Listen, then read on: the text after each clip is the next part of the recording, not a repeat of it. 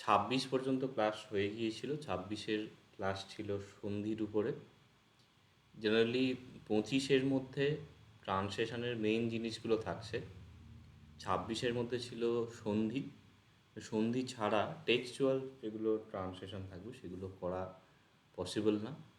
Minimum knowledge থাকবে কীভাবে শব্দগুলো আলাদা হচ্ছে সন্ধির মাধ্যমে বা কীভাবে সংযুক্ত হচ্ছে, দুদিকটাই জানার প্রয়োজন আছে। আর 27-এর ক্লাসে হচ্ছে সমাস আছে।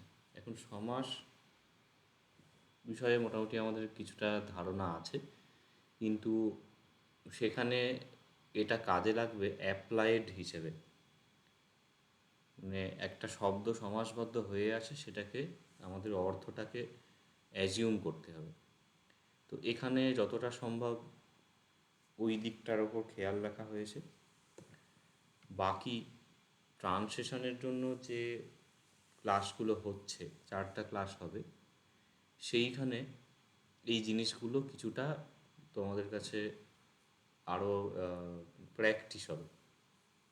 মানে থিওরিটিক্যাল জায়গাগুলো আরেকটুখানি ওখানে অবজার্ভ করা হবে।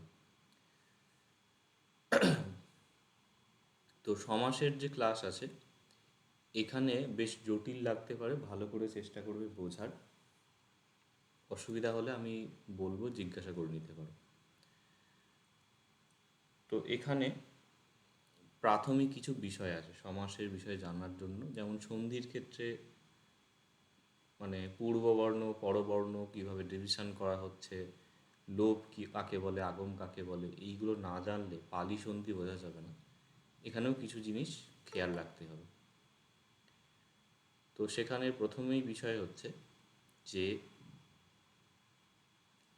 রাজার পুত্র হচ্ছে রাজপুত্র। তো একাধিক শব্দ যখন অর্থপূর্ণভাবে একটা শব্দে পরিণত হয় তাকে সমাস বলা হয়।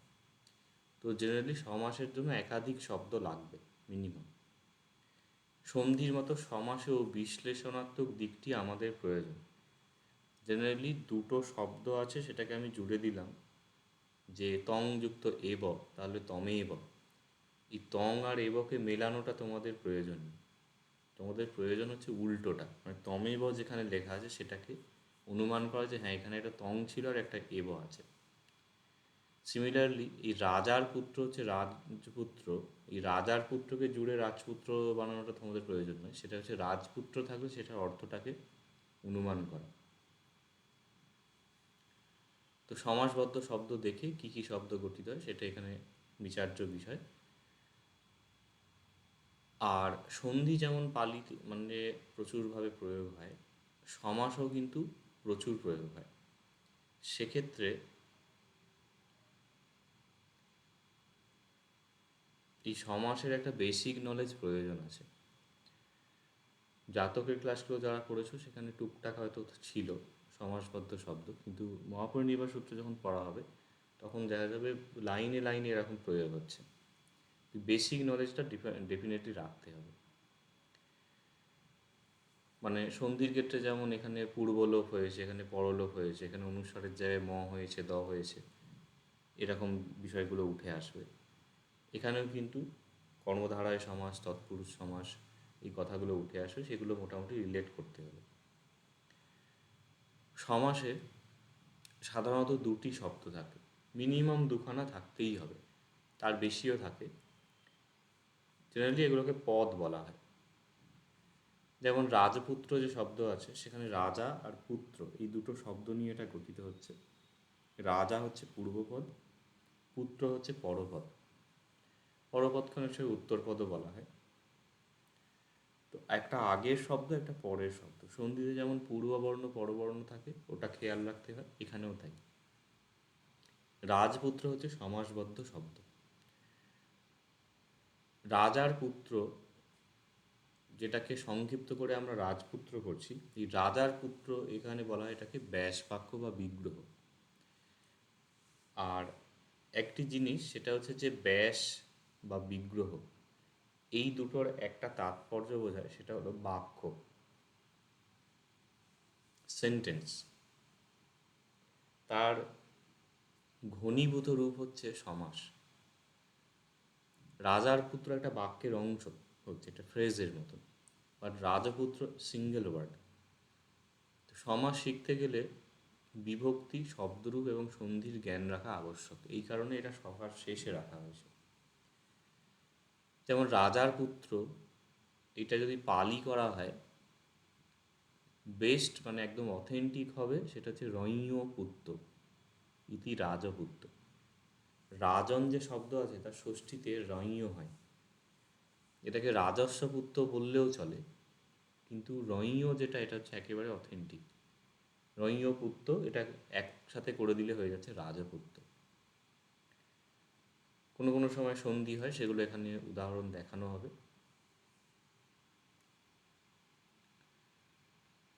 আর শব্দরূপের জ্ঞানটাও এখানে লাগবে, যে কোনটা কোন বিভক্তি, বিভক্তির অর্থ। কেউ ষষ্ঠী বিভক্তির অর্থ যদি বুঝতে না পারে, যে ষষ্ঠী মানে এর বোঝায়, সপ্তমী মানে মধ্যে বোঝায়, তাহলে এখানে অসুবিধা হবে বুঝতে। এবং শব্দরূপেরও জ্ঞান বেশ কিছুটা লাগবে। আচ্ছা, প্রথমে ব্যাস বাক্য হবে, মানে সমাস কিভাবে হয় সেটা একটা দেখানো হচ্ছে। এটা খুব ইন্টারেস্টিং জিনিস, এই জিনিস তোমরা পূর্বে দেখোনি। তো নদিয়া জলস্মা, এটা যদি একটা বাক্যের অংশ হয়, নদিয়া মানে হচ্ছে নদীর, এটা নদী শব্দের ষষ্ঠী। জলস্মা হচ্ছে জল থেকে, এটা পঞ্চমী জল শব্দের। এইখানে প্রথমে যেটা কার্য সেটা হচ্ছে প্রথমে দুটোর বিভক্তি লোপ পাবে। নদিয়া বিভক্তি লোপ হলে নদী হয়। ধরা যাক নরস্ব, বিভক্তি বাদ দিলে কি হবে, নর পড়ে থাকে। জলস্মা, বিভক্তি বাদ দিলে স্মা চলে গেল, শুধু রইল জল। এরপরে হচ্ছে এটাকে একত্র করতে হবে। একত্র হলে কি, নদী আর জল মিলে নদী জল। আর এক্ষেত্রে অতিরিক্ত পদ কোনো কোনো সময় কিছু বাদ যায়, কোনো কোনো ক্ষেত্রে সন্ধি হয়।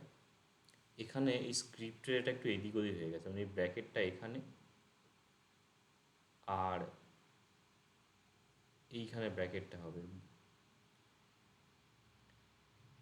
কোনো কোনো ক্ষেত্রে অতিরিক্ত পদ বাদ যায়। অতিরিক্ত পদ বাদের উদাহরণটা এখানে দেয়া হয়নি, কিন্তু যদি এখানে বলা হয় যে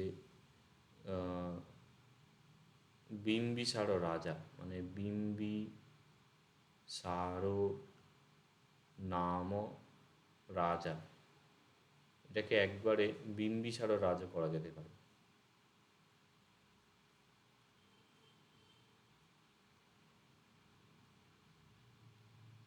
এই নামটা ওখানে বাদ গেল। এরকম অনেক ক্ষেত্রে দেখা যায় যে একটা থার্ড ওয়ার্ড আছে সেটা বাদ গেল, দিয়ে বাকি দুটো কম্বাইন হচ্ছে। এটা এখানের এক্সাম্পল ধরে নাও। দুটো শব্দ যখন এক জায়গায় হচ্ছে, অনেক সময় সেখানে সন্ধি হয়। যেমন শরণাগত, মানে এখানে হচ্ছে শরণ দাস আগত, মূর্ধন্য আ মিলে গিয়েছে শরণাগত, বাংলায় যেটা তালব্যস্য হচ্ছে শরণ। আবার অনেক সময় কিছু পরিবর্তন হয়। এখানে শব্দটা হচ্ছে সত্থু শাসন। এখানে সত্থর বলে যে আমরা শব্দ পেয়েছিলাম, সত্থর অর্থাৎ শাস্তা যেটা, সেই শব্দটি সত্থু উকার হচ্ছে প্লাস শাসন। আর অনেক ক্ষেত্রে সমাসের শেষে কিছু অ্যাড হয়, যেমন বহু নদীক, মানে বহু আর নদী এই দুটো শব্দ জুড়ছে, শেষে একটা ক অ্যাড হচ্ছে। গ্রামবাসী যদি বলা হয়, গ্রাম ও বাস আর শেষে একটা ই আসছে। তো মোটামুটিভাবে জেনারেলি দুটো শব্দ খালি জুড়ে যাচ্ছে তা না, তার মাঝখানে সন্ধি হতে পারে, মাঝখান থেকে কোনো ওয়ার্ড বাদ যেতে পারে, কিছু ক্ষেত্রে একটা শব্দের স্ট্রাকচার পরিবর্তন হতে পারে, আর শেষে কিছু অ্যাড হতে পারে। স্টিল মানে 60% ক্ষেত্রে যেমন আছে তেমনই থাকে। বাকি স্পেশাল ক্ষেত্রে দেখা যায় একটু আধটু বদলাচ্ছে। যখন বদলাচ্ছে সেটাকে অনুমান করা যায়। ট্রান্সলেশনের যে ক্লাসগুলো আছে তার লাস্ট যে ক্লাসটা থাকবে সেখানে এই অ্যাজাম্পশানের ওপরে বেশ কিছু জিনিস থাকবে, যেখানটা নিজের জানা নেই কী করে অনুমান করে সেখানে অর্থটা নির্ণয় করা যায় এটা। তারপরে বলছে যে এরপর মূল শব্দের সাথে প্রয়োগ অনুরূপ বিভক্তি হবে।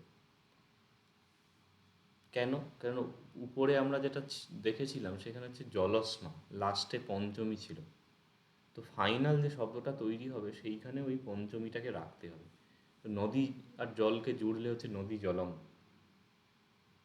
যে শব্দ তৈরি হলো তস্মা, এটাকে রাখতে হয় অনুবাদের ক্ষেত্রে বা অর্থের ক্ষেত্রে। এই জিনিসটা যে আছে তস্মা, এটা পরে যখন ক্লাস হবে সেখানে আরও ক্লিয়ার হবে। সেটা হচ্ছে এই নদী জল থেকে সেইটাই তস্মা শব্দের মাধ্যমে প্রকাশ পাবে। যখন ট্রান্সলেশন করা হবে তখন এটা আরও পরিষ্কার বোঝা যাবে। মানে মূল যে শব্দ আছে সেইটা থেকে অন্য একটা শব্দে গিয়ে পুরো ওয়েটটা পড়বে। এটা ট্রান্সলেশনের সময় আরও ক্লিয়ার হবে যে মূল যে বিভক্তি যেটার সঙ্গে বাক্যের সম্বন্ধ হচ্ছে সেটাকে ট্রান্সলেশনের সময় আমাদের একটা অন্য দিয়ে করতে হবে।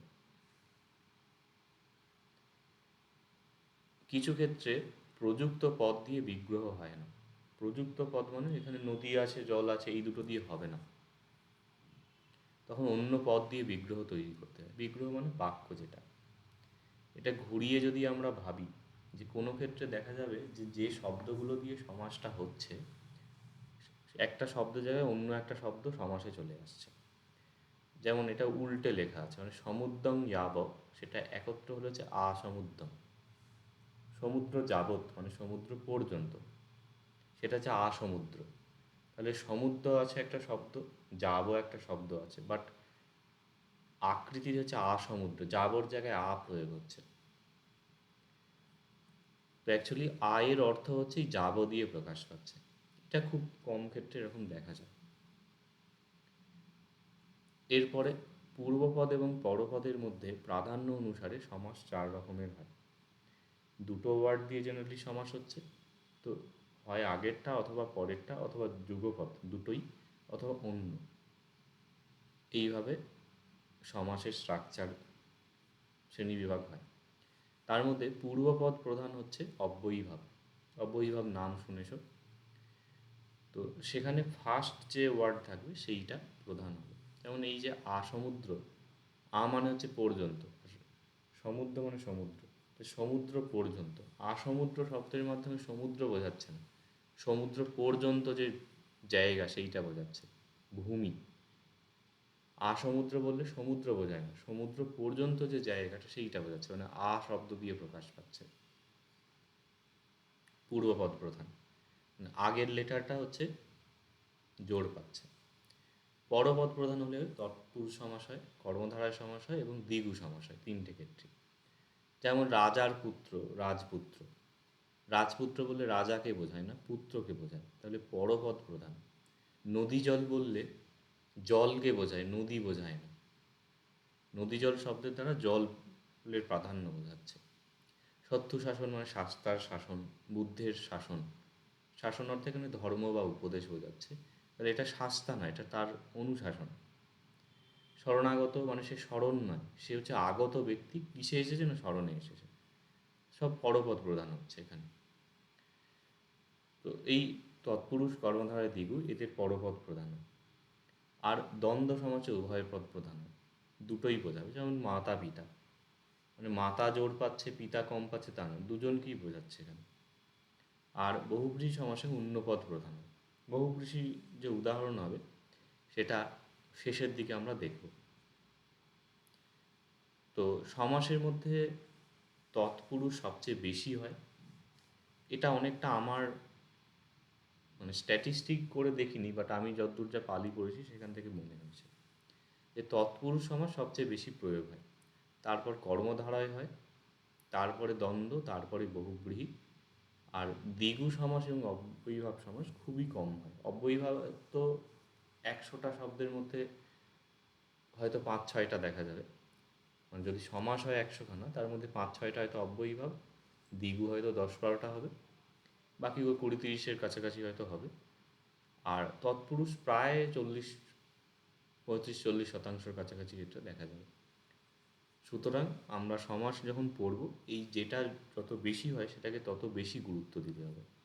বা অলরেডি র্যান্ডাম আমরা যে উদাহরণগুলো নিলাম তার মধ্যে থেকে নদী জল, শরণাগত, শত্রু শাসন, রাজপুত্র, এইগুলো সব হচ্ছে তৎপুরুষ সমাস। বহু নদীকে হচ্ছে অ্যাকচুয়ালি বহুব্রীহি সমাস হচ্ছে, আর আসমুদ্র হচ্ছে অব্যয়ীভাব। তো র্যান্ডম যখন সমাসের আমরা প্রয়োগ দেখব, অধিকাংশ ক্ষেত্রে তৎপুরুষ এবং কর্মধারায় দেখা যাবে, বাকিগুলো কম বেশি থাকবে।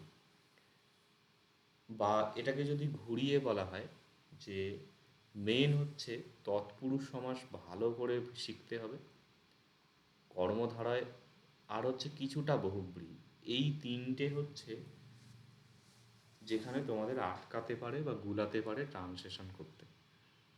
দ্বন্দ্ব সমাস খুব সহজে বোঝা যায়, দ্বিগু সমাস আর অব্যয়ীভাবের প্রয়োগ ভীষণই কম। এই এবারে অনুবাদের জন্য কিছু বিষয় এখানে খেয়াল রাখতে হবে, কেননা আমরা আলটিমেটলি এটা সমাস শিখবো বলে করছি না। এই ক্লাসটা হচ্ছে যে পালি যে ট্রান্সলেশন থাকবে সেটাকে কী করে আমি ট্রান্সলেট করব। এখানে যে বিষয় বলা আছে এটার সাথে কিছুটা লিঙ্ক থাকবে ওই ট্রান্সলেশন ক্লাসগুলোর, এবং এই সমস্ত জিনিসের সারাংশ নিয়ে আমি শেষের দিকে একটা দিয়ে দেবো। স্টিল এখানে যেটা আছে এটাও যথেষ্ট ভ্যালুয়েবল। বাংলা বা ইংরাজিতে সমাসবদ্ধ শব্দ সবসময় একসাথে লেখা হয় না। মানে নদী আর জল, ওটাকে আমরা নদী জল হয়তো একসাথে লিখি, কিন্তু বহু ক্ষেত্রে দুটোকে আলাদা করে লেখা হয়। যেমন কিন্তু তাদের মধ্যে যে সম্বন্ধ সেটা বজায় থাকে। যেমন আম্র এবং বৃক্ষের বাংলায় আমরা এরকম বলি, কিন্তু এটাকে যদি আমরা পালিতে বলি তাহলে এটা কি হবে? অম্বস্য রুক্ষস্য, তাই তো? বৃক্ষের তার বিশেষণ হচ্ছে আম্র, এর একাধিকবার তোমাদের এরকম প্রয়োগ দেখানো হয়েছে। অম্বস্য রুক্ষস্য, দীঘস্য রুক্ষস্য, মানে দীর্ঘ রুক্ষ এইভাবে হয়, দীঘা রুক্ষা, দীর্ঘ বৃক্ষ। অম্ব রুক্ষ, অম্বা রুক্ষা, অম্বং রুক্ষম, এইভাবে চলছে। প্রতি ক্ষেত্রে যখন শব্দটাকে আমরা জুড়ে দেব তখন প্রথমে বিভক্তি লোপ হয়, যেটা আমরা এই নদিয়া জলস্মা থেকে বলছিলাম যে নদী আর জল এই রকম রূপে এলো, তাহলে অম্ব আর রুক্ষ এই রূপে এলো, দিয়ে জুড়ে দিলে অম্বরুক্ষ, একটা শব্দ হয়ে যাচ্ছে।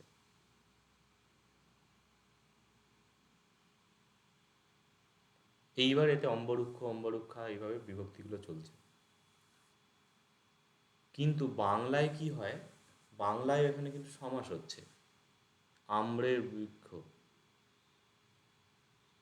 মানে আম্রবৃক্ষ একটা শব্দ হওয়া উচিত, মানে হওয়া উচিত না, একটাই শব্দ। বাট বাংলায় এটাকে আমরা স্প্লিট করে লিখি, আম্র আলাদা লিখলাম, বৃক্ষের আলাদা লিখলাম, বোঝা গেল? বাট আম্রবৃক্ষ অ্যাকচুয়ালি সমাসবদ্ধ পদ, বাংলায় খুব ফ্লুয়েন্টলি এইটা সেপারেট হয়ে হয়, লেখা হয়।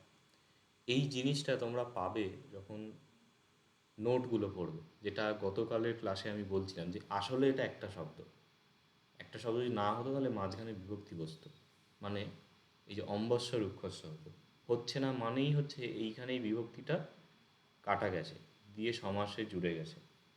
বাট এখানে লম্বা শব্দ হয়ে যাবে বলে আমরা মাঝখানে স্পেস দিয়ে দিচ্ছি, কিন্তু এই দুটো আলাদা শব্দ নয়। এই টোটালটা অ্যাসেম্বল করলে যেখানে লাস্টে বিভক্তি জুড়ছে সেইটা হচ্ছে, তত পর্যন্ত নিয়ে হচ্ছে একটা শব্দ হচ্ছে। এই হলো বিষয়। এবারে সমাসবদ্ধ পদ হতে সম্ভাব্য পদগুলি আলাদা করে নিতে হবে। অনুবাদ যখন আমরা করব, এটা উল্টে বিষয়টা বলা হচ্ছে। এর আগের পোর্শনে বলা হচ্ছে যে কীভাবে দুটো শব্দ জোড়া হবে, এবার বলা হচ্ছে কীভাবে আলাদা করা হবে, বা প্রথমে বলা হচ্ছে কী করে আমি রেকগনাইজ করবো যে এটা অ্যাকচুয়ালি একটা শব্দ। মাঝখানে হয়তো স্প্লিট করা আছে, ইভেন তোমাদের নোটের এতে হয়তো স্প্লিট করা আছে, কিন্তু ওটা একটাই শব্দ। মানে আম্র শব্দটা যদি থাকে বা পালিতে যদি অম্ব আর রুক্ষস্য থাকে, শুধু অম্ব বললে কি অর্থ বোঝাবে? অম্ব অ কোথায় থাকে? সম্বোধন পদে অ থাকে নর, তাহলে হে আম্র বৃক্ষের এটা কোনো অর্থ হবে পালিতে? না। তার মানে ডেফিনেটলি এইটা ওইখানে জুড়ে আছে। অম্বরুক্ষস্য একটা শব্দ হবে আম্র বৃক্ষের, কিন্তু অম্ব আলাদা অর্থ হলে ওটা আলোপনের মতো নকার হয়ে যাচ্ছে। তো এটা হলো একটা অবজারভেশন। তারপরে হচ্ছে যে কি কি শব্দ আছে এটা অনুমান করতে হবে। যেমন রাজপুত্র, যে উদাহরণগুলো খুবই সহজ আছে এখানে, কিন্তু যদি কঠিন কোনো উদাহরণ নেওয়া হয়, সব্বালঙ্কার পটিমণ্ডিত, এটা যদি শব্দ হয়, সব্বালঙ্কার একটা শব্দ, পটিমণ্ডিত একটা শব্দ, এই ওয়ার্ডের অ্যাজামশন আগে করতে হবে। তারপর যথাসম্ভব তাদের লক্ষণ অনুসারে সমাস বুঝে পরস্পর পদগুলির সম্বন্ধ বা বিভক্তি নির্ণয় করতে হবে। লক্ষণ মানে ক্যারেক্টারিস্টিক, দুটো যে শব্দ আছে সেই অনুযায়ী তাদের একটা কি সমাস হতে পারে সেটা অ্যাজামশন করতে হবে। তারপর দুটো ওয়ার্ডের মধ্যে কি রিলেশন আছে বা তাদের মধ্যে কি বিভক্তি বসালে অর্থপূর্ণ হবে সেইটা করতে হবে। এইটা প্রত্যেকটা সমাসের কীরকম লক্ষণ আছে, কি বিভক্তি লাগে, সেটা এর পরে পরে আছে। আর সম্ভব হলে পালিতেই ব্যাসবাক্য করে তার অর্থ বাংলা বা ইংরাজিতে অনুবাদ করা যায়। কখনো কখনো স্বতন্ত্র শব্দ চয়ন করা যায়, চয়ন মানে কালেক্ট করা যায়। রাজপুত্র হচ্ছে রাজস্ব পুত্র, এইভাবে আমরা পালিতেই বাক্যটা নির্মাণ করতে পারি। র্যান্ডাম কোনো ওয়ার্ড পাওয়া গেলে আগে হচ্ছে শব্দটা কি সেটাকে অবজার্ভ করতে হবে, তারপর তাদের মধ্যে কি সমাস হয়েছে মানে তার মধ্যে কি কি শব্দ আছে সেটাকে দেখতে হবে। রাজপুত্রর মধ্যে এইটা একটা শব্দ আছে, এইটা একটা শব্দ আছে, তারপরে এই দুটোর মধ্যে রিলেশন কি, এখানে সম্বন্ধ পদ আছে, রাজস্ব রাজার পুত্র এইটা বোঝাচ্ছে, প্রাধান্য কে পাচ্ছে পুত্র, রাজপুত্র শব্দটার মধ্যে রাজাকে বোঝাচ্ছে না, বোঝাচ্ছে পুত্রকে। তো তাহলে পরপদ প্রধান হচ্ছে, তাহলে হচ্ছে কর্মধার বা তৎপুরুষ সমাস হচ্ছে। তো এইবারে এই রাজস্ব পুত্র যেটা আমরা বানালাম সেইটাকে অনুবাদ করতে হবে। রাজস্ব মানে রাজার, পুত্র মানে হচ্ছে পুত্র, ইংরাজি করলে the son of the king, আর এটাকে আমরা প্রিন্স বলতে পারি, রাজার পুত্র। বাট এই যে সন অব দ্য কিং, এই স্তরে আসতে গেলে কিন্তু আমাদের প্রথমে শব্দগুলো অ্যাজাম্পশন করতে হবে, তারপরে দুটোর মধ্যে কি রিলেশন আছে বা কি সমাস আছে সেটা দেখতে হবে, তারপর এই যে ব্যাস বাক্য মানে রিভার প্রসেসে আবার ফিরে যেতে হবে, ওই ব্যাস বাক্যটা গিয়ে অনুবাদ হবে। কিন্তু কেউ যদি ডাইরেক্ট সমাসবদ্ধ পদটাকে দেখে অনুবাদ করতে চায় তাহলে ডেফিনেটলি গণ্ডগোলের একটা সম্ভাবনা থাকবে, সেটা আমি ট্রান্সলেট করতে গেলেও অনেক সময় ভুল হতে পারে, মানে মূল অর্থটাকে না বুঝলে বা সেটাকে ডিকোড না করলে। এটা কংক্রিট শব্দে পরিণত হয়েছে, সেটাকে না ভাঙলে তার ভিতরের অর্থটা প্রকাশ পাবে না। এবং এই যে বিষয়গুলো বলা হচ্ছে এটার সঙ্গে আরও ডেপথ বলবো না, এগুলো শুনলে তোমরা ভয় পাবে যে আরও কত পড়তে হবে, কিন্তু হচ্ছে এর ফান্ডামেন্টালসগুলো পরের দিকের ক্লাসে আমি রাখবো। মানে প্রত্যেকটা সমাসের একটা কোর মিনিং আছে, তো সেই মিনিংগুলোকে নিয়ে শব্দার্থটা তৈরি হয়। ওই জায়গাটা বুঝে গেলে তার অর্থ বা অনুবাদটায় জটিলতা থাকবে না বা সেটার অ্যাকিউরেসি আরও সুন্দর তৈরি হবে। যেমন এই একটি বিষয় বলা হলো যে তৎপুরুষের পরপদ প্রধান হয়, কর্মধারার একটা অর্থ বোঝায়, ইত্যাদি ইত্যাদি, সেই জায়গাটা দিয়েই তার অর্থটা তৈরি হবে। মানে মোটের ওপর বলতে গেলে যে যেভাবে একটা শব্দ জুড়ছে সেইভাবেই সেটাকে আলাদা করতে হবে, সেইভাবেই সেটার অর্থ নির্ণয় হবে। মেন সমাসগুলো দেখা যাক। তো অব্যয়ীভাব সমাস প্রথমে আছে। তো ওখানে যে বিষয়টা বলা হয়েছিল যে পূর্বপদ প্রধান, পরপদ প্রধান, উভয় পদ প্রধান আর অন্য পদ প্রধান, এইরকমভাবে এটা আমরা বোঝার চেষ্টা করব। প্রথম হচ্ছে অব্যয়ীভাব। তো প্রথমে অব্যয় ও অন্য বিভক্তিযুক্ত শব্দ নিয়ে অব্যয়ীভাব সমাস হয়। অব্যয় মানে হচ্ছে যেটা ওই নিপাত ইনডিক্লাইনেবল আছে সেইগুলো পড়ছে। তো পচ্ছা ভক্তস্ব, পচ্ছা মানে পশ্চাৎ পরে, আর ভক্তস্ব মানে ভক্ত অর্থাৎ খাবার, ভাগ, সেটা খাবারের পশ্চাৎ, এটা হচ্ছে অর্থ। সেইটা জুড়ে গিয়ে হচ্ছে পশ্চাবর্তম। তাহলে খাবারের পশ্চাৎ মানে কি বোঝাচ্ছে? একটা সময় বোঝাচ্ছে, খাওয়ার পরের সময়টা। খাবার বোঝাচ্ছে না, পশ্চাৎ বোঝাচ্ছে পরে। এই পশ্চাবর্তম শব্দটা যে আসে, সেখানে এই পশ্চাৎ অর্থটা প্রধান হচ্ছে। এবং এখানে যেটা মূল লক্ষণ অব্যয়ীভাবে, সেটা পরে আবার বলা আছে। সেটা হচ্ছে এই প্রথমে একটা অব্যয় থাকবে, এই পচ্ছা, আ সমুদ্যম, আ, আ হচ্ছে এর মধ্যে পড়ে, নিপাতের মধ্যে। কিছু কিছু তোমাদের অজানা, কিন্তু প্রয়োগ খুবই অল্প হয়, স্টিল এটা কিন্তু বুঝতে পারা যাবে। এরপরে অব্যয়ীভাব সমাস হচ্ছে পূর্বপদ প্রধান হয়। কীরকমভাবে? পশ্চাৎ। এবার এইখানে থিওরিটা অ্যাপ্লাই করো যে পশ্চাবর্তম আমাদের কাছে আছে। এখানে কি কি শব্দ আছে? পচ্ছা একটা শব্দ আমরা অনুমান করছি, ভত্তম একটা শব্দ আছে। পশ্চাবর্তম মানে ট্রান্সলেশনের, মানে ধরো আমি অর্থটা বলেই দিলাম যে খাবার পরে বোঝাচ্ছে, বা পশ্চাৎভক্ত যদি এরকম বলা হয়, তো পরে বোঝাচ্ছে খাবার পরে। তাহলে এই পশ্চাৎ শব্দটা প্রধান না খাবার ভক্ত শব্দটা প্রধান? পশ্চাৎ হচ্ছে প্রধান, সেটা পূর্বে আছে, পূর্বপদ। তাহলে পূর্বপদ প্রধান হচ্ছে। পশ্চাবর্ত শব্দে এই যে পশ্চাৎ অর্থ এটা প্রয়োগ হচ্ছে খাবার পশ্চাতে, তো সেইটি প্রধান হচ্ছে, খাওয়াটা প্রধান না, খাওয়ার পরের টাইমটা বোঝাচ্ছে এখানে। এইবারে অব্যয়ীভাব সমাসের স্ট্রাকচার কীরকম হয় সেটা বলা হচ্ছে। এই জিনিসগুলোর ভিত্তিতেই হচ্ছে রেকগনিশনটা হবে, যে কীভাবে আমি র্যান্ডামলি যদি শব্দ থাকে কী করে বুঝবো কোনটা অব্যয়ীভাব, এই জায়গাটা বুঝতে হবে। অব্যয়ীভাব সমাস সাধারণত ক্লিবলিঙ্গ হয় এবং অং বিভক্তিযুক্ত হয়। দ্যাট মিনস অব্যয়ীভাবের শেষে একটা অং থাকবে। অলরেডি আমরা পেলাম একটা পশ্চাভত্তং, আ সমুদ্যম, শেষে অং হচ্ছে। বাকি উদাহরণগুলো দেখা যায় নগরস্য উপরি, নগরের উপরে, সেটা হচ্ছে উপনগর। উপরি বলেছে যদি এটা উপর থেকে নিকট বোঝায়, নগরের নিকটবর্তী জায়গা সেইটি। এবার এই ব্যাস বাক্য যেটা আছে সেটা এদিক ওদিক হতে পারে, মানে সেটা অর্থের সুবিধার জন্য আমরা করলাম, কিন্তু এইটা হচ্ছে আসল খাঁটি জিনিসটা। এই খাঁটি জিনিসের পূর্বপদ আর পরপদ এইভাবে হবে। উপ এবং নগর, এখানে দুটো শব্দ আছে। উপনগর মানে নগর বোঝায় না, নগরের সারাউন্ডিংস যে জায়গা, মফস্বল, সেইটা বোঝাচ্ছে। তো তাহলে উপ অর্থটা প্রধান হচ্ছে, এটা নগর নয়, নগরের কাছাকাছি এলাকা। পূর্বপদ প্রধান হচ্ছে, শেষে অং হচ্ছে। তারপরে রথস্য অনু, অনুরথম। অনু মানে হচ্ছে অনুসারী, পশ্চাৎবর্তী, সেটা বলছে। তো বলছে পশ্চাৎবর্তী রথ।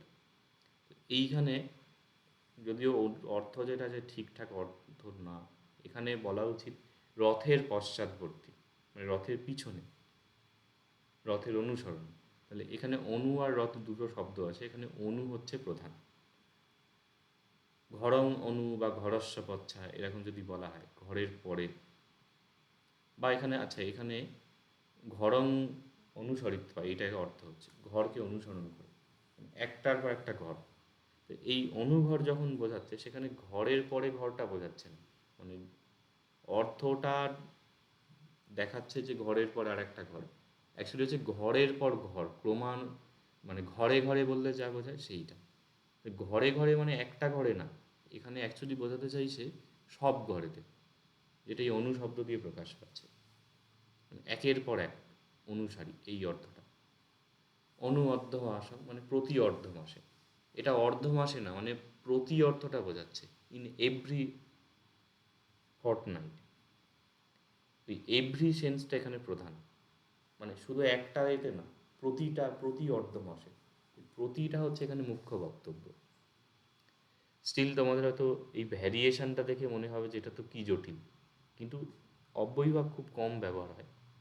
এই অনুরথং, উপনগরং, অনুঘরং, মানে এখান থেকেই যথাক্রমং একটা আমার মনে হচ্ছে যে ইউজ পাবে, পশ্চাবর্তং একটা, যাবজ্জীবন তিনটে, এই তিন চারটের মতন যেটা তোমাদের টেক্সচুয়াল ট্রান্সলেশনে পাবে। অনবদ্য মাসং আছে, ওই অনবদ্য মাসং ভিক্ষুনিয়া উপশতা পুচ্ছকন্ত পুচ্ছিতব্যং, এরকম একটা দেখবে এতে ছিল, ওই ভিক্ষুণী সঙ্গের যে নোটটা ছিল। অনু অর্ধ মাস মানে প্রতি অর্ধ মাসে। বাকিগুলো দেখা যাক। তো হেট্টা মঞ্চং মঞ্চের নিচে, হেট্টা মানে নিচে, তাহলে এটা মঞ্চ বোঝাচ্ছে না, মঞ্চের নিচেটা বোঝাচ্ছে। মানে অ্যাকচুয়ালি অব্যয়ীভাবে যেটা হচ্ছে সেটা হচ্ছে, মানে অ্যাকচুয়ালি বোঝাচ্ছে কি অব্যয়ীভাবের দ্বারা? অব্যয়ীভাবের দ্বারা একটা মুখ্য জিনিস বোঝায়, সেটা হচ্ছে টাইম, মানে সময়। পশ্চাবর্তক মানে কি, খাবার পরের সময়টাকে বোঝাচ্ছে। অনু অর্ধ মাসে মানে প্রতি অর্ধ মাসে, এইটাকে বোঝাচ্ছে। এটা একটা সময়কে বোঝাচ্ছে কাইন্ড অফ। সেকেন্ড একটা স্থান বোঝায়। উপনগর, নগরের কাছাকাছি জায়গাটাকে বোঝাচ্ছে। অনুরথং রথের পশ্চাৎবর্তী, সেইটাকে বোঝাচ্ছে। হেট্টা মঞ্চং মঞ্চের নিচে জায়গাটাকে বোঝাচ্ছে। এইরকম। আর একটা হয় একটা কাইন্ড অফ ম্যানার বলা চলে, 3 নম্বর। ম্যানার, ভাব, বাংলায় কি বলা যায় এটা? সিচুয়েশান, পরিস্থিতি, এরকম টাইপের। যেমন ঘরের পরে ঘর, মানে প্রতি ঘরে সিকোয়েন্স, এইটাকে বোঝাতে চাইছে। অনবর্তমার সঙ্গে কাইন্ড অফ ওই যে সব জায়গাতে, এই ভাবটা বোঝাতে চাইছে। সেই ভাবটি এখানে প্রধান, এখানে আমি ভাব শব্দটাই লিখলাম। এরপরে হেট্টা মঞ্চম হচ্ছে স্থান বোঝাচ্ছে। উপরি প্রাসাদং, প্রাসাদের উপরে, এটা স্থান বোঝাচ্ছে। তিরোপাকারং, প্রাচীরের বহির্ভাবে, পাকার মানে হচ্ছে প্রাকার যেটা। এই তিরোপাকারং, এখানে তিরো একটা শব্দ, পাকার মানে প্রাকার একটা শব্দ, পাঁচিল। তো পাঁচিলের ওপারে, বহির্ভাগে, তাহলে এটা স্থান বোঝাচ্ছে। পাঁচিলের ওধারটা, পাঁচিলকে বোঝাচ্ছে না, ওধারটা বোঝাচ্ছে, এটাও স্থান বোঝাচ্ছে। অন্তগামং, গ্রামের অন্তর্ভাগে, গ্রামের ভিতরে, গ্রামকে বোঝাচ্ছে না, গ্রামের ভিতরের জায়গাটাকে বোঝাচ্ছে, স্থান বোঝাচ্ছে। পটিশোতং, স্রোতের বিপরীতে, এটা বিপরীত স্রোত বলেছে, কিন্তু অ্যাকচুয়ালি হচ্ছে স্রোতের বিপরীতে বোঝাচ্ছে। স্রোত বোঝাচ্ছে না, স্রোতের উল্টো দিকটা, স্রোতের উল্টে যাওয়া হচ্ছে, এই অর্থে বোঝাচ্ছে। এইটা অ্যাকচুয়ালি ভাবকে বোঝাচ্ছে। এবং ভাব বলতে যেটা বোঝাবে, বা অ্যাকচুয়ালি অব্যয়ীভাব নামটার একটা তাৎপর্য হচ্ছে এটা অব্যয়ের মতন ব্যবহার হয়, মানে কাইন্ড অফ এটা একটা অ্যাডভার্বের মতন ব্যবহার হবে। মানে ধরো বলা হলো যে নাবা পটিশৌতং গচ্ছতি, নৌকাটি স্রোতের বিপরীতে যাচ্ছে। স্রোত অর্থটা এখানে প্রধান হচ্ছে না, ওই বিপরীতে, উল্টো দিক, এটা বোঝাচ্ছে। ম্যানার অর্থে বোঝাচ্ছে ভাব। পটি প্রতি এবং স্রোত দুটো শব্দ হচ্ছে, এইগুলোকে অ্যাজামশান করতে হবে। যথাক্রমম হচ্ছে কম যথা, এরকমভাবে বলা হচ্ছে। যথা যেরকম, ক্রম, ক্রমটা যেই রকম সেইভাবে। তো এইখানে ক্রম শব্দটা প্রধান না, হচ্ছে ক্রমটাকে অনুসরণ করছে, এইটা, এটা ভাবকে প্রধান বোঝাচ্ছে। এরপরে একটা উদাহরণ আছে, সেই যথা দিয়ে যে হয়, যেমন বলং যথা, যেই রকম শক্তি আছে সেই রকম। ও এটাকে অনেক সময় বলে যে শক্তিকে অতিক্রম না করে যথাশক্তি, সাধ্যকে অতিক্রম না করে যথাসাধ্য। মানে আমি বলছি যে আমি যথাসাধ্য কাজ করব, এখানে আমি সাধ্য মতো কাজ করবো এটা বলছি না, বলছে আমার যতটা সাধ্য ততটা করব। বা মানে সাধ্য মতো বললে ওটাই বোঝায় বাংলায়, কিন্তু বলছে যে আমি সাধ্যকে টপকে গিয়ে কাজ করবো সেটা না, যতটা আছে ততটা করি, যতটা আসে ততটা, এই সেন্সটা, এই ভাবটা হচ্ছে এখানে প্রধান। ওইটাই বোঝাতে চাচ্ছে যথাসাধ্য শব্দের মাধ্যমে। যথাশক্তি মানে যতটা শক্তি আছে ততটা করো, তার বেশি না। যথাসাধ্য দান করবো মানে আমার যতটা সাধ্য আছে তার ভিতরে থেকেই দান করবো, এই সীমা বা লিমিটেশন, এইটা হচ্ছে এখানে মুখ্য অর্থ। যথাবুদ্ধং হচ্ছে বলছে, এই পাটি বাটি শব্দটা আছে, বলছে অনুসরণে, মানে বয়োজ্যেষ্ঠতা অনুসারে দান করা হচ্ছে যথাবুদ্ধং। যে বেশি জ্যেষ্ঠ তাকে বেশি আগে প্রণাম করা হচ্ছে, যে পরে একটু কম বয়স্ক জ্যেষ্ঠ তাকে একটু পরে করা হচ্ছে, এই রকম ধরনের। মানে এই সিকোয়েন্সটা বোঝাচ্ছে যে যে বেশি সেই বেশি, এই পরিমাণ বা ভাব, এইটা এখানে প্রকাশ পাচ্ছে। যথা এবং বুদ্ধ দুটো শব্দ নিয়ে হচ্ছে। বুদ্ধ মানে বৃদ্ধ। পশ্চাবর্তন যেটা আমরা অলরেডি পেলাম ভোজনের পরে, এটা টাইম বোঝাচ্ছে। অধগঙ্গম, গঙ্গার অধভাগে, এখানে স্থান বোঝাচ্ছে। যাবজ্জীবন হচ্ছে জীবন যতদিন আছে ততদিন, যাবজ্জীবন এটা হচ্ছে অ্যাকচুয়াল বাংলা শব্দ হবে। যাবজ্জীবন এটা সন্ধি হয়ে গিয়ে যাবজ্জীবন হয়ে যায়। যাবজ্জীবন মানে কি, জীবন বোঝায় কি না, বলছি যতদিন জীবন আছে ততদিন, মানে জীবন পর্যন্ত। তাহলে এই লিমিটেশনটা বোঝাচ্ছে, সীমা। যদি এটা আলটিমেটলি টাইম বোঝাচ্ছে, জীবন যতদিন আছে ততদিন, প্লাস এখানে যথা শব্দ দিয়ে লিমিটটাকে প্রকাশ পাচ্ছে। তারপরে যথা বলুন, যতখানি শক্তি আছে ততখানি, এখানে লিমিটটা বোঝাচ্ছে। এটা মানে ম্যানারটাকে বোঝাচ্ছে অ্যাকচুয়ালি, যে কতটা করতে পারবো, যতটা শক্তি আছে ততটা। তারপরে বহিনগরম, নগরের বহির্ভাগে, এটা স্থান বোঝাচ্ছে। যাবদর্থং, অর্থ মানে হচ্ছে অর্থ প্রয়োজন, যতটা প্রয়োজন ততটা, লিমিটটা বোঝাচ্ছে। এই প্রতি ক্ষেত্রে দেখো পূর্বপদ প্রধান আছে, অধ প্রধান, যাব প্রধান, যথা প্রধান, বহি প্রধান, যাব, এখানে তারপর পুনরায় যাব হলো। আসমুদ্রম, মানে হচ্ছে যাবৎ, পর্যন্ত, এটা বোঝাচ্ছে। সমুদ্র পর্যন্ত স্থান, এটা স্থান বোঝাচ্ছে, কিন্তু শব্দটি হচ্ছে এখানে প্রধান।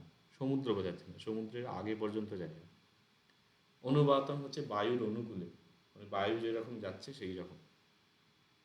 এই অনু শব্দটা, এই অনুসারী শব্দটা এখানে প্রধান। পটিবাতং বললে, পটিসৌতং বললে তার বিপরীতে, স্রোত বোঝাচ্ছে, স্রোতের বিপরীতে যাওয়াকে বোঝাচ্ছে। অনুবাতং মানে বাতাস বোঝাচ্ছে না, বাতাস যেদিকে যাচ্ছে সেই দিকে যাচ্ছে, এইটা বোঝাচ্ছে। তো এইখানে টোটাল এই বিষয়টা আইলো। এইবারে অব্যয়ীভাবকে আমরা কি করে বুঝবো? তো খুব সত্য কথা, এই কয়েকটা লক্ষণ দিয়ে বোঝাটা বেশ চাপের। এখানে বেশ কিছু উদাহরণ দেয়া হলো। এছাড়া অনুবাদ যখন আমরা অভ্যাস করব, মহাপরিনির্বাণ হোক বা সালের কোশ্চেনগুলো, সেখানে যেটা যতটা আসবে প্র্যাকটিস হবে, ওখান থেকে আমাদের যতটা প্রয়োজন হবে ততটা আমরা পেয়ে যাব। স্টিল কিছুটা এখানে বলা হচ্ছে। একটা হচ্ছে যে পূর্বপদ প্রধান হয়, সেটা কিছুটা অভ্যাসগম্য বিষয়, মানে হুট করেই যে দেখে বুঝে যাওয়া যাবে তা না। স্টিল এখানে অনেকগুলো উদাহরণ দেওয়া হচ্ছে, এখান থেকে কিছুটা তোমরা আইডিয়া পেয়ে এসো, বা কত রকমের হয়, যাব দিয়ে হয়, অধ দিয়ে হয় ইত্যাদি, এগুলো অতটা প্রয়োগও হয় না। তো ওইখান থেকে একটা অ্যাজাম্পশন হবে পূর্বপদ প্রধান না পরপদ প্রধান। আর হচ্ছে অং বিভক্তিযুক্ত থাকলে অব্যয়ীভাব হয়। এখানে আর একটা অ্যাড করতে পারো, সেটা হচ্ছে লক্ষণ, যে শব্দটা সাধারণত ক্রিয়া বিশেষণ হিসেবে থাকে।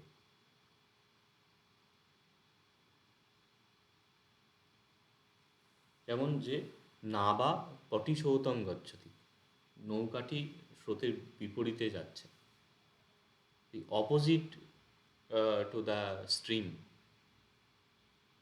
বা আপস্ট্রিম বলে বোঝায়, উল্টো দিকে যাচ্ছে। তো স্টিল ওইটা হচ্ছে অ্যাডভার্ব অর অ্যাডভার্বিয়াল ক্লজ বা ফ্রেজ হিসেবে ইউজ হচ্ছে বাক্যতে। এটা একটা বিষয়। হ্যাঁ, এবারে তাহলে ক্রিয়া বিশেষণ হিসেবে থাকলেই কি সেটা হয়ে যাবে? না, অন্য জিনিসও হতে পারে। বাট এই তিনটে লক্ষণকে মিলিয়ে আমরা একটা ফাইনাল কনক্লুশনে আসতে পারি, যখন কিছুই জানি না সেই অবস্থাতে। এই তাহলে অব্যয়ীভাব কমপ্লিট হলো। তাহলে পূর্বপদ প্রধান হলে সেটা হচ্ছে অব্যয়ীভাব, তার লক্ষণ ইত্যাদি ওখানে ছিল। এবারে হচ্ছে পরপদ প্রধান। তো পরপদ প্রধানের প্রথমেই হচ্ছে তৎপুরুষ সমাস। তো তৎপুরুষের লক্ষণগুলো আগে আমরা দেখি। তো তৎপুরুষ সমাসে পরপদ প্রধান হয়, রাজস্ব পুত্র, রাজপুত্র। তো এখানে রাজা প্রধান নয়, পুত্র প্রধান। রাজপুত্র মানে কাকে বোঝায়? রাজাকে তো বোঝায় না, রাজার ছেলেকে বোঝায়। এইভাবে এটা হচ্ছে। এবং সমাজের যে প্রাধান্য নির্বাচন, এইটা কিন্তু হুট করে আসবে না, এটা একটু অভ্যাস করতে হবে। আমি মোটামুটি তৎপুরুষের প্রায় প্রতিটা উদাহরণ বললাম, ক্লাস রেকর্ডিং আছে, সেটা একবার শুনে দেখবে, যে এটা জটিল বিষয় আছে। আর নিজেরা একটুখানি অনুসন্ধানের চেষ্টা করবে। ট্রান্সলেশন যখন ক্লাস হবে সেখানেও আমি গাইড করব কিছুটা, যে দেখো এখানে এইটা প্রধান হচ্ছে, কিন্তু তোমাদের এইটা রাখতে হবে। এবং যারা বাংলা ব্যাকরণ পড়ো, আমি এটুকু বলতে পারি, এই জিনিসটি এতটা সুন্দরভাবে অ্যাপ্লাই করা নেই। মানে বাংলা যখন সমাস পড়া হচ্ছে, যে কীরকমভাবে এটা নির্ভর করে পূর্বপদ প্রধান বা পরপদ প্রধান ব্যাপারটা, সমাস নির্ণয়ের ক্ষেত্রে এটা ভালো রকম সাহায্য করে। তো তৎপুরুষ সমাসের পরপদের মতো লিঙ্গ হয়, জেন্ডার যেটা হয়। অব্যয়ীভাব কী হয়? ক্লীবলিঙ্গ হয়। এই লক্ষণগুলোই হচ্ছে কিভাবে সমাস নির্ণয় করা হবে তার একখানা চাবিকাঠি, যে তৎপুরুষ সাধারণত পরপদের মতন লিঙ্গ হয়। তো রাজস্ব পুত্র, রাজা একটা শব্দ, পুত্র একটা শব্দ, পুত্র শব্দ পুংলিঙ্গ আছে, এটা শব্দটা পুংলিঙ্গ হবে। রাজস্ব পুত্রী, রাজপুত্রী মানে রাজপুত্রী, পুত্রী স্ত্রীলিঙ্গ আছে বলে এটা মূল শব্দটা হয়ে গেল স্ত্রীলিঙ্গ। এখানে যদি বলা হয় যে ব্রাহ্মণী, মানে ব্রাহ্মণিয়া পুত্র, ব্রাহ্মণী পুত্র, তাহলে এইখানে ব্রাহ্মণী স্ত্রীলিঙ্গ শব্দ, পুত্র পুংলিঙ্গ শব্দ, কিন্তু মূল শব্দটা যেহেতু পরপদ প্রধান, পুত্র হয়ে গেল পরপদ প্রধানে রাজপুত্র, মানে ব্রাহ্মণী পুত্র। তাহলে পরপদ যেমন হবে সেই রকম লিঙ্গ হচ্ছে, এবং পরপদ প্রধান হচ্ছে, কিন্তু অব্যয়ীভাবে হচ্ছে ক্লীবলিঙ্গ হবে। যাই হোক না কেন গিয়ে ক্লীবলিঙ্গ, উপরের উদাহরণগুলো সবই তাই হচ্ছে। এই নগরং নগরং নগরং অং অং চলছে। এবারে তৎপুরুষের পূর্বপদে মানে ফার্স্ট ওয়ার্ড যেটা আছে সেইখানে দ্বিতীয়া থেকে সপ্তমী বিভক্তি থাকলে একে অমাদি তৎপুরুষ বলে। অমাদি বলার কারণ হচ্ছে এই ব্র্যাকেটগুলো না উল্টে গেছে, মানে এই ব্র্যাকেটটা এইখানে হবে আর এইটা এরকম হবে। এইখানটা বলার কারণ হচ্ছে তোমাদের সমাসের যে ক্লাস আছে গ্রামার পোর্শনে, সেইখানে এইগুলো আবার আছে, অমাদয় পরপদে হি উভয় তৎপুরুষ এইসব। তো সেই জন্য এখানে একটুখানি ট্র্যাডিশনাল যে গ্রামারের টাচটা দেয়া হয়েছে। তো অং ইয় এগুলো বিভক্তি চিহ্ন আছে, মানে দ্বিতীয়ার যে বিভক্তি, অং ইয় না হি সনং স্মা হি সনং স্মিংসু, ওই যে সাংকেতিক যে চিহ্নগুলো আছে অং থেকে শুরু হচ্ছে, এই জন্য বলছে অং ইত্যাদি। অং ইত্যাদি, অং যুক্ত আদি বলে অমাদি এই একটা টার্ম করা হয়, অমাদি তৎপুরুষ। মানে তৎপুরুষের সবচেয়ে বেশি যেটা প্রয়োগ হয় এবং সমাস বললেই তোমাদের সবচেয়ে বেশি যেটা ইউজ হবে সেটা হচ্ছে এই জিনিসটা, অমাদি তৎপুরুষ। মানে পূর্বপদে, মানে সমাসটা যখন ভাঙা হবে দেখা যাবে যে পূর্বপদে এই অং ইত্যাদি শব্দ আছে, মানে দ্বিতীয় বিভক্তি হলো অথবা তৃতীয়া, চতুর্থী, পঞ্চমী, ষষ্ঠী, সপ্তমী, অষ্টমী, এই অষ্টমী বলছি মানে সপ্তমী পর্যন্ত বিভক্তিগুলো থাকবে। যেমন রাজস্ব পুত্র, রাজস্ব ষষ্ঠী আছে, পূর্বপদে ষষ্ঠী হচ্ছে। শরণং আগত, ইতি শরণাগত, শরণং দ্বিতীয়া হচ্ছে। শল্যেন বিদ্ধ, শল্যের দ্বারা বিদ্ধ, বা তীরেন বিদ্ধ, তীরবিদ্ধ, তীরের দ্বারা বিদ্ধ, এই তীরের দ্বারা তৃতীয়া হচ্ছে। সংঘর্ষ দানং বা সংঘায় দান, সংঘের জন্য দান হচ্ছে সংঘদান, সংঘর্ষ সংঘায় চতুর্থী হচ্ছে। চোরস্মা ভয়ং, চোর ভয়ং, চোরের থেকে ভয়। মরণস্মা ভয়ং, মৃত্যুর থেকে ভয়, মরণ ভয়ং। তো মরণস্মা হচ্ছে পঞ্চমীতে হচ্ছে, রাজস্ব পুত্র ষষ্ঠীতে হচ্ছে। তারপরে রুক্ষে জাত, মানে বৃক্ষে যেটা জাত, বৃক্ষ জাত, বাংলায় বলো আর পালিতে বলো একই। গাছ পাকা, গাছে পাকা হচ্ছে গাছ পাকা, ওই গাছে হচ্ছে সপ্তমী বিভক্তি। তো এই যে দ্বিতীয়া, তৃতীয়া, চতুর্থী, পঞ্চমী, ষষ্ঠী, সপ্তমী, এইগুলো দিয়ে পূর্বপদে থাকছে, আর পরপদটা প্রধান হচ্ছে বা পরপদের মতো লিঙ্গ হচ্ছে। এই লক্ষণগুলো আমরা তৎপুরুষে পাচ্ছি। আচ্ছা, এখানে স্মরণঙ্গত, বুদ্ধেন দেশিত, বুদ্ধ দেশিত, প্রত্যেকটা উদাহরণই দেওয়া হয়েছে। সংঘায় দানং, সংঘ দানং, রুক্ষাপতিত, রুক্ষপতিত, বুদ্ধস্ব বচনং, বুদ্ধ বচনং, বনে বাস, বনবাস। তাহলে প্রতি ক্ষেত্রে দেখো শরণং আগত দ্বিতীয়া, বুদ্ধিন তৃতীয়া, সংঘায় চতুর্থী, রুক্ষা পঞ্চমী, বুদ্ধস্ব ষষ্ঠী, বনে হচ্ছে সপ্তমী। এইটা সবচেয়ে বেশি প্রয়োগ। আর কি বলা হচ্ছে যে কিছু ক্ষেত্রে পরপদ ক্রিয়া দ্বারা নির্ধারিত হয়। এইখানেও পূর্বপদে কিন্তু এই অমাদি ব্যাপারটা থাকে, আর পরপদের মধ্যে ক্রিয়া দিয়ে নিষ্পন্ন হয়। এটা অ্যাকচুয়ালি কৃত প্রত্যয় দিয়ে হয়, কিন্তু কৃত প্রত্যয় অত আপাতত আমাদের জানার বিষয় নয়, কিন্তু স্ট্রাকচারটা বুঝতে পারো, এটা বাংলাতেও হয়। যেমন কুম্ভং করতি ইতি কুম্ভকর, মানে কুম্ভ যে নির্মাণ করে সে হচ্ছে কুম্ভকার। এখানে ভাঙলে আমরা কি পাবো? এখানে কুম্ভ একটা শব্দ আছে, কার একটা আছে। কার মানে কোনো শব্দ হয় না, কার মানে হচ্ছে যে করে, কুম্ভকে যে করে সে হচ্ছে কুম্ভকার। তারপর বলছে উড়ে ন গচ্ছতি ইতি উড়গ। উড়গ শব্দটাকে ভাঙলে দুটো হয়। উড়ো মানে হচ্ছে বক্ষ, বুক। গো মানে যে আছে এটা হচ্ছে যাওয়া বোঝায়। যেমন অনুগো যদি শব্দ বলা হয়, আহ, দুর্গ মানে যেখানে সহজে যাওয়া যায় না। আর কি সহজ শব্দ আছে? তো ওই যাওয়া অর্থে এখানে এই গম ধাতুতে গ আকৃতিটা আসছে। তো উড়ের দ্বারা যে গমন করে সে হচ্ছে উড়গ। তারপরে অত্তজ মানে আত্ম থেকে যে জন্ম হয় যার সে হচ্ছে আত্মজ। জলজ, বনজ, খনিজ, সব ক্ষেত্রে খনিতে জন্ম হয় যার, এই জন্ম হয় যারটা হচ্ছে জ হতে হচ্ছে। পঙ্কে জন্ম হয় যায় সে পঙ্কজ। তো এই জটা হচ্ছে ওইখান থেকে আসছে। গ্রামে বসতি ইতি গ্রামবাসী, এই বাসী যে শব্দটা আছে সেইটা হচ্ছে এই বাস করে এই অর্থে হচ্ছে, মানে ক্রিয়া দ্বারা নির্ধারিত হচ্ছে। আর গ্রামে দেখো সপ্তমী, অত্তমহা হচ্ছে এখানে পঞ্চমী, উড়েন হচ্ছে তৃতীয়। তাহলে এই অমাদি ব্যাপারটা আসছে। পরপদটা গোটা ওয়ার্ড না হয়ে একখানা ক্রিয়ার অর্থকে প্রকাশ পাচ্ছে। উক্ত ক্রিয়ার ধাতুর সাথে কিছু প্রত্যয় যোগে পরপদ গঠিত হয়, যেটা এই কৃত প্রত্যয়ের কথা বলা হলো, সেটা এখানের বিষয় নয়। তবে তার আকৃতি ধাতুর সাথে অনুমান করা যায়। অলরেডি আমরা জলজ, কুম্ভকার এগুলো আমরা বুঝতে পারছি কি বোঝাচ্ছে। এইবারে উদাহরণগুলো দেখানো হচ্ছে, এখানে প্রচুর উদাহরণ আছে। এগুলো যদিও আধুনিক পালি ভাষা শিক্ষার দ্বিতীয় খণ্ড থেকেই নেওয়া হয়েছে। তো এইখান থেকে অনেকটা মাথায় জিনিসগুলো বুঝবে। আমি একটার পর একটা বলছি। গ্রামাঙ্গত মানে যে গ্রামে গত হয়েছে সে হচ্ছে গ্রামগত। এইখানে প্রতীকে একটা যে রাখা হয়েছে। যে এর তাৎপর্য কি এটা পরে বোঝানো হবে। ওই ওখানে যেমন নদী জলম তস্মা, ওইটা হচ্ছে অনুবাদের ক্ষেত্রে খুব গুরুতর একটা ভূমিকা পালন করে। এটা শেষের দিকে বোঝানো হবে। আপাতত আমরা সমাসের জায়গাটা বুঝবো। এবার ট্রান্সলেশনে কীভাবে অ্যাপ্লিকেশন হবে সেটা পরে দেখা যাবে। তো গ্রামাঙ্গত গ্রামগত, যে গ্রামে গেছে।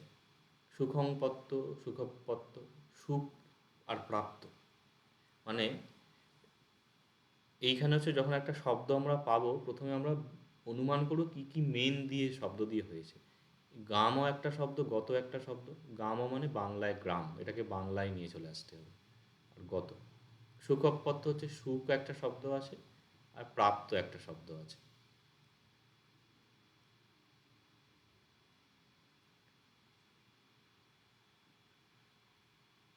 যে সুখ পেয়েছে, সুখকে যে পেয়েছে সে সুখপ্রাপ্ত।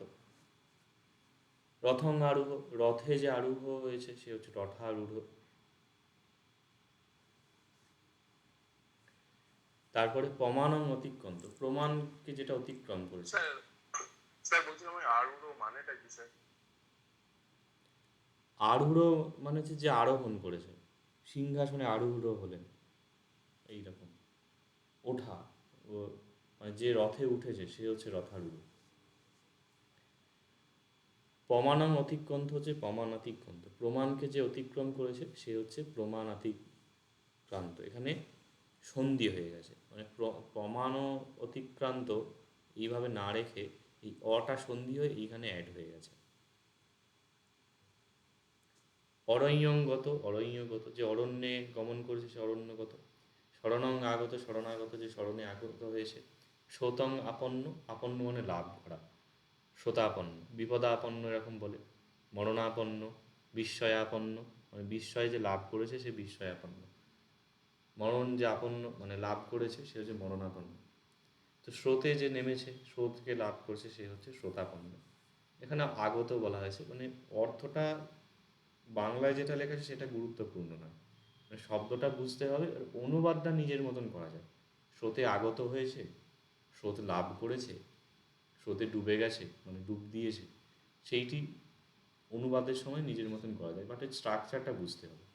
এবং এইখানে কী হচ্ছে, আপন্ন স্রোত একটা শব্দ, মানে এটা কি শ্রোতা আর পণ্য এরকম দুটো শব্দ না।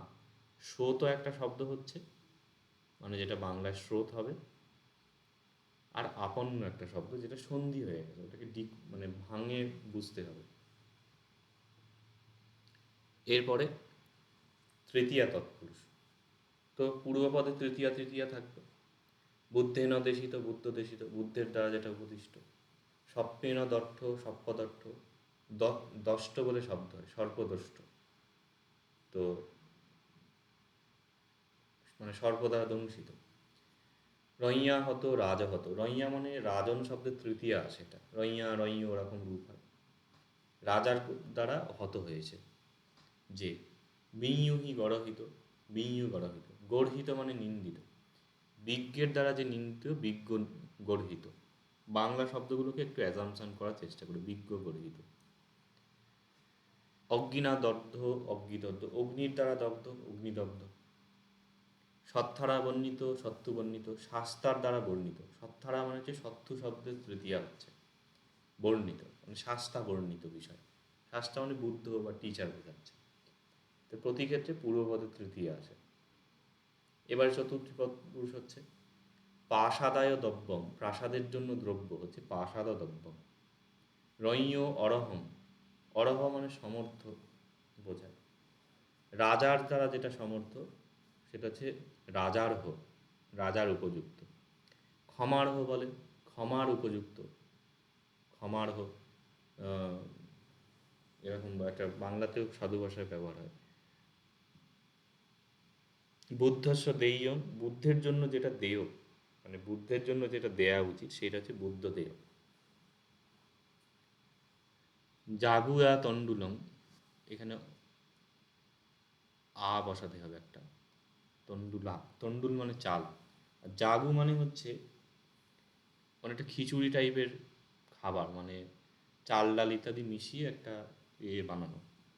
তো জাউ বলে, মানে এখন কেউ খায় কি কে জানে, কিন্তু পুরানো বাংলায় এরকম জাউ বলে একটি শব্দ হতো।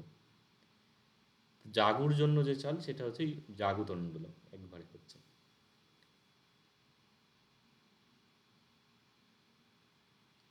সংঘর্ষবত্তম, সংঘবত্তম, সংঘের জন্য যে ভাত বা সংঘের জন্য যে আহার সেইটি। গন্তুম কামও হচ্ছে গন্তু কাম, যেতে যে ইচ্ছুক। এইখানে যে কটা আছে এইটার বিষয়বস্তু হচ্ছে, এটা আলাদা করে টপিক রাখলে ভালো হতো। তো তোমাদের যে জিরান্ড ইনফিনিটিভ ছিল মোস্ট প্রবলি 24 ক্লাসে ছিল আর 25 ক্লাসে, ওইখানে একটা মেনশন ছিল ইনফিনিটিভ অনেক সময় চতুর্থীর অর্থটাকে প্রকাশ করে। যেমন গন্তুম কামও, মানে কামও মানে ইচ্ছুক, যেতে যে ইচ্ছা করছে, সেটাকে আমরা বলতে পারি যাওয়ার ইচ্ছা যার আছে। ওই গন্তুম অর্থে এটাই চতুর্থী সেন্সে হচ্ছে, ওই জন্য গন্তুম কাম মানে যাওয়ার ইচ্ছা যার আছে সে হচ্ছে গন্তু কাম। সতুম কামতা, কামতা মানে ইচ্ছা বোঝাচ্ছে, ডিজায়ার, ডিজায়ার ফর সতুম, লিসেনিং, ডিজায়ার টু লিসেন, শুনতে। ইনফিনিটিভ অর্থ হচ্ছে desire for listening, verbal noun দিয়ে শোনার ইচ্ছা। এই দুটো একই রকমভাবে প্রয়োগ হয়। তো সতু কামতা। বক্তুম কাম বলতে ইচ্ছা, বক্তু কাম। দাতুম কামতা দেয়ার ইচ্ছা, সেটা হচ্ছে দাতু কামতা। এই ধরনের উদাহরণ খুব কম আছে, তার মধ্যে একটা উদাহরণ যেমন মহাপরিনির্বাণ যখন পড়বে প্রথম এটি প্যারাগ্রাফে আসে অভিয়াতু কাম,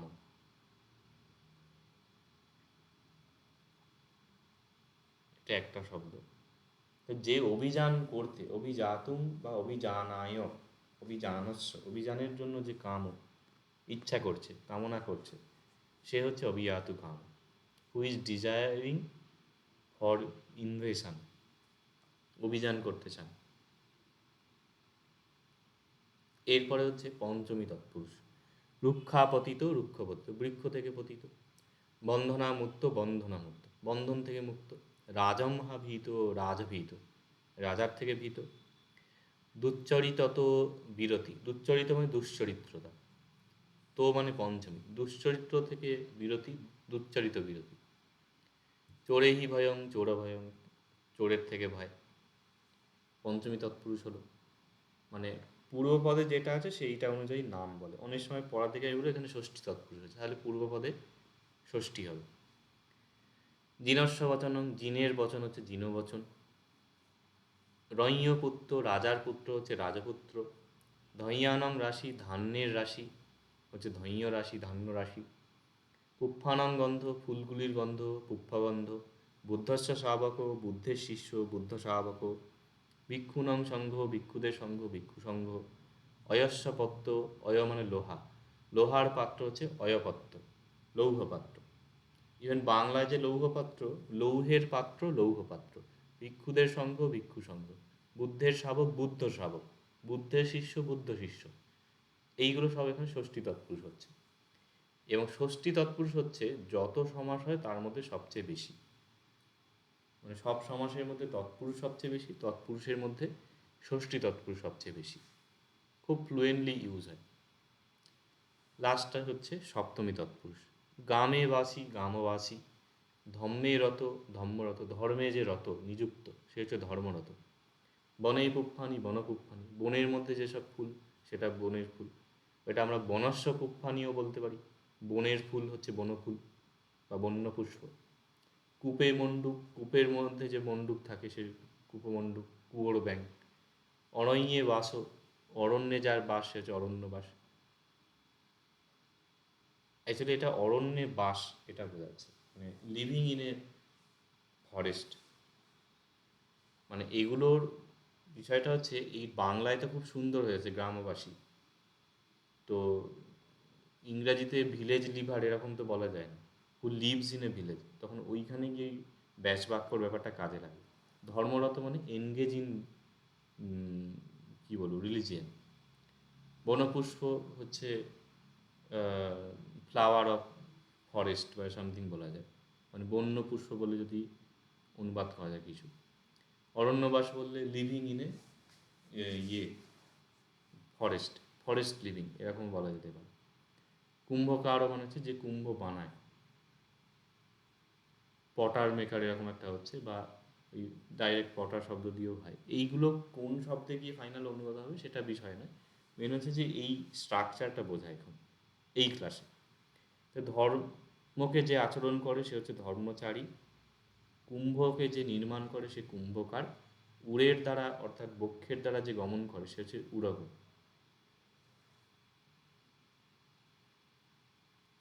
নিজের থেকে যার জন্ম সে হচ্ছে আত্মজ, মানে আত্ম থেকে যার জন্ম সে হচ্ছে আত্মজ।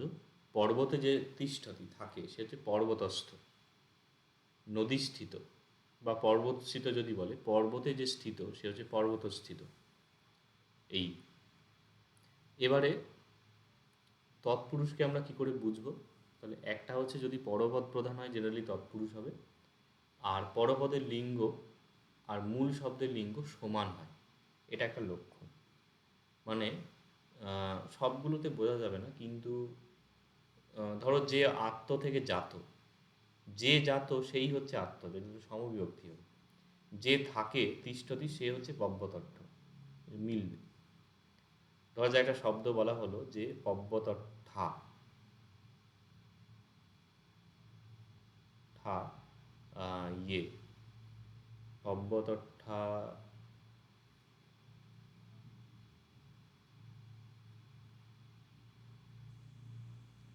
পর্বতস্থিত কি আছে, নগরী যদি বলা হয়, নগরী স্ত্রীলিঙ্গ। এটাকে যদি বলা যা পব্যতে তীর্থতি, যেটা পর্বতে থাকে, তো ওইটা ওখানে গিয়ে স্ত্রীলিঙ্গ হচ্ছে, নগরীয় স্ত্রীলিঙ্গ এইরকম। বা ধরা যাক পব্যতট্ঠং, বাংলাতে ধর সংস্কৃত বলছে এটা, পর্বত পর্বতস্থং ফলম, পর্বতস্থ ফল বা পর্বতস্থিত ফলং যদি বলি, পর্বত স্থিতং ফলম, এই স্থিতটা হচ্ছে পরপদ এখানে।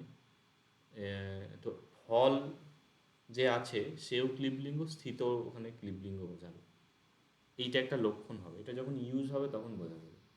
তাহলে পরপদ প্রধান আর হচ্ছে পরপদের মতো লিঙ্গ হবে। বা এটার অ্যাকচুয়ালি উদাহরণগুলো ঠিকঠাক দেওয়া হলো না, সেটা হচ্ছে ধরো বলা হলো নদীস্থিত শব্দটা যদি বলা হয়, নদীস্থিত পুষ্প, পুষ্প ক্লিবলিঙ্গ হয় পুষ্পম, নদীস্থিতং বা পালিতে নদীস্থিতং পুষ্পম। এইবারে স্থিত একটা শব্দ, নদী একটা শব্দ। নদী স্ত্রীলিঙ্গ, এটা দেখে এমনি বোঝা যাচ্ছে দীর্ঘিকারান্ত শব্দ। স্থিত হচ্ছে পুংলিঙ্গ হতে পারে, ক্লিবলিঙ্গ হতে পারে, বোধ দুরকমই হতে পারে। অকারান্ত শব্দটা দেখে বুঝতে পারা যাচ্ছে না, কিন্তু দীর্ঘিকারান্ত শব্দ এটা ডেফিনেটলি স্ত্রীলিঙ্গ। তাহলে নদী স্থিতং ফল পুষ্পম, এইটা যদি কথাটা বলা হয়, তাহলে এই গোটা শব্দ নদী স্থিত, এটা লিঙ্গ কি হচ্ছে? ক্লিবলিঙ্গ, অং আছে।